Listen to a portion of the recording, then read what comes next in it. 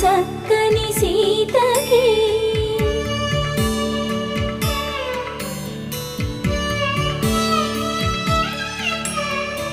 ఎర్ర జాబిలి చేయి